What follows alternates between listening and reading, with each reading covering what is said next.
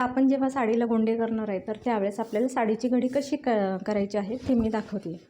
तर आता ही जी साडी आहे, तर ही साडी आता कस्टमरच्या हेवी साडी असतात, अशा ब्रायडल साड्या असतात, त्या खूप महाग असतात आणि त्याला कधी कधी वर्कसुद्धा असतं. तर ते खराब होऊ नये म्हणून आपल्याला काय करायचं, साडी व्यवस्थित एखाद्या चटईवरती सतरंजीवरती ती ठेवायची आहे.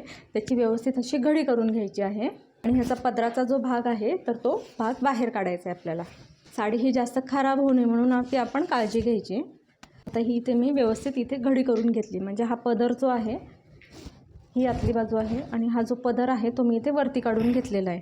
तर ह्याचे सगळे असे कॉर्नर आपल्याला व्यवस्थित जोडून घ्यायचे.